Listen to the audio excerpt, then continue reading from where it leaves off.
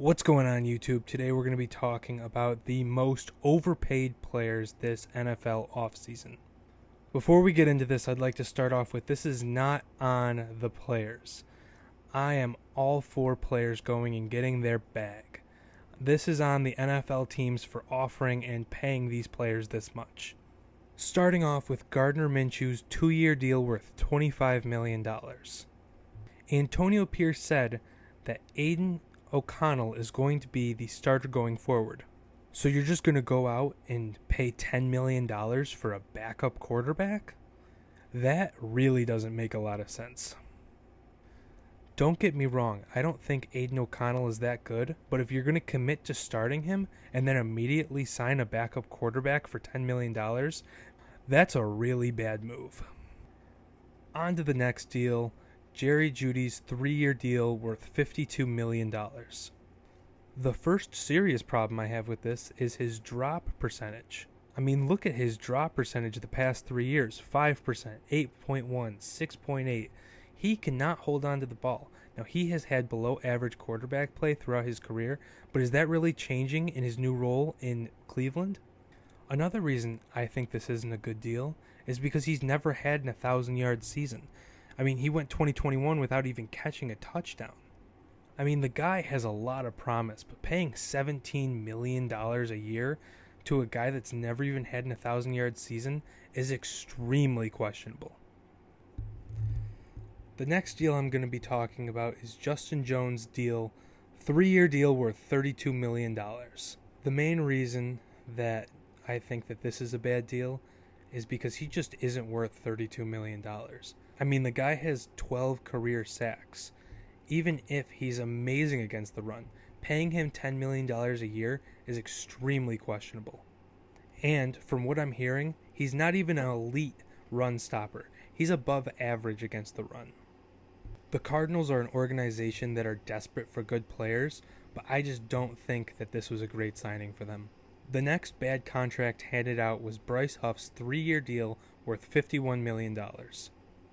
Now, I've watched Bryce Huff plenty throughout his career against the Bills. He actually forced Josh Allen's elbow injury, and he does have an extremely high pressure rate. But in my opinion, I do not think he's an every down edge rusher and was not worth $51 million. I mean, he only had 17 career sacks.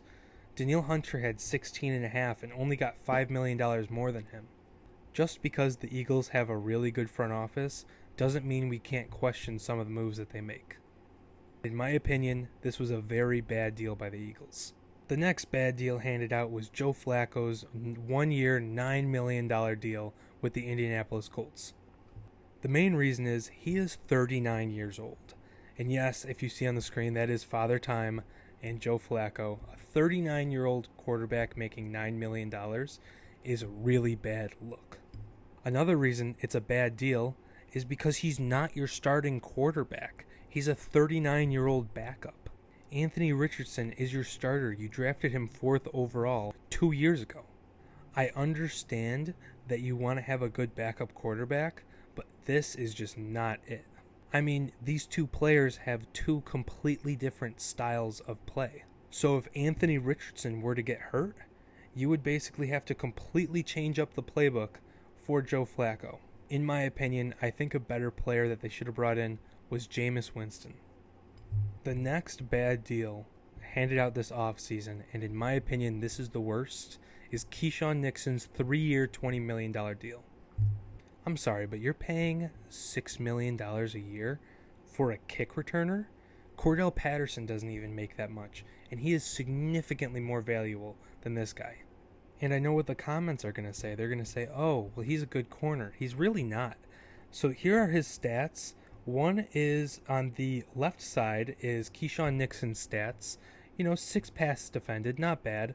And on the right side is the worst corner in the NFL via PFF, Cam Lewis of the Buffalo Bills.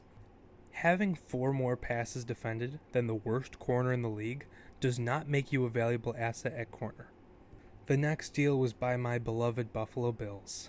Marquez Valdes-Scantling signing a 1-year, $5 million deal. I know $5 million and it only being a 1-year commitment isn't a huge deal, And Josh Allen is a very good quarterback, but this guy does not have proven success when Aaron Rodgers throws to him or Patrick Mahomes. In his tenure with those teams, they have a combined 4 MVPs. Yet he still maintained a 5.8% drop rate, one of the worst in the NFL. As a Bills fan, I'm not happy to see him in a Bills uniform, and I'm not looking forward to him playing and suiting up on Sundays. This one's one of the more controversial ones I have on here. It's Jonathan Greenard's 4-year, $76 million deal with the Minnesota Vikings.